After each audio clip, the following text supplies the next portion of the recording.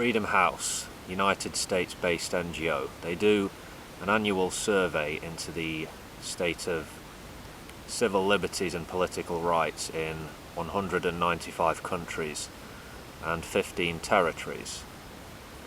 I'm going to leave a link in the description to the group's latest report, Freedom in the World 2016. It's a fairly lengthy report, plenty of information and statistics to soak up. I've done this a few times on this channel, focused on Freedom House's findings over the years. If you do choose to read this, please pay particular attention to the methodology.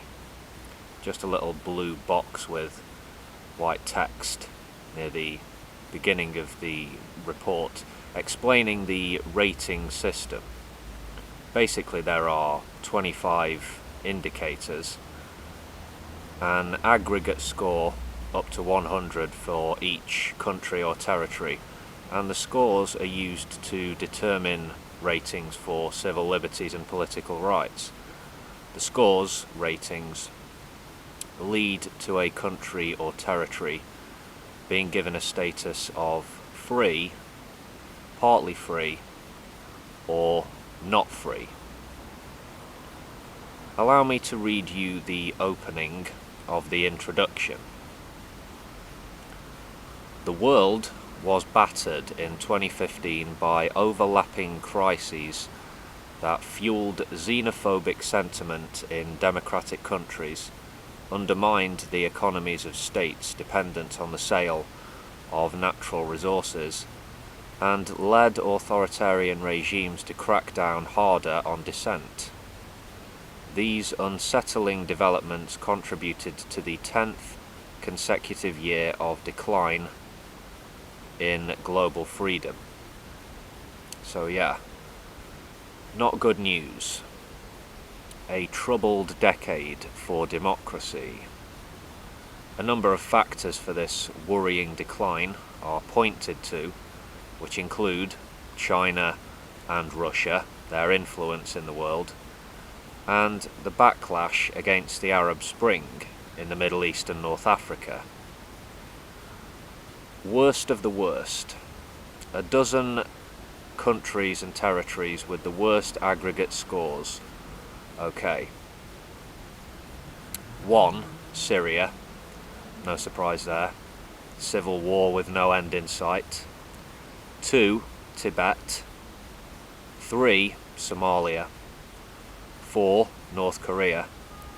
I was thinking to myself the other day while watching a documentary on YouTube, what does a common North Korean know about the outside world?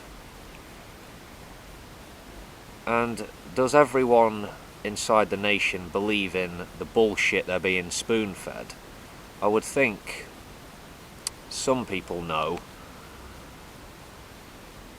that they're being lied to and manipulated, but they choose to keep their mouths shut.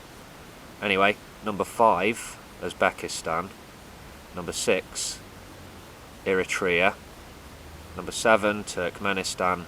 Number 8, Western Sahara, disputed territory. 9, Sudan. 10, Central African Republic. 11, Equatorial Guinea. And 12, Saudi Arabia, the United States' very special friend. To some statistics.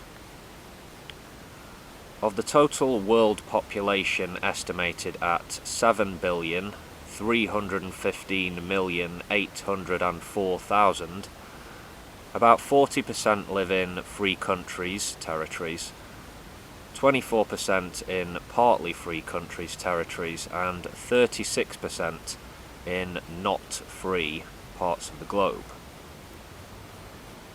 By country, 195 countries in the survey, 44 free, 30% partly free, 26% not free. The number of electoral democracies in the world stands at 125.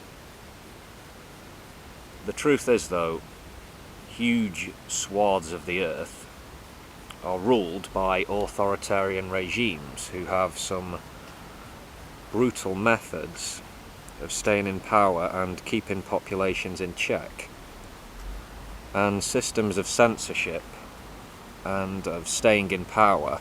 And yeah, they're becoming more sophisticated as technology advances. The picture across much of Africa and Asia is troubling, and has been for a long time.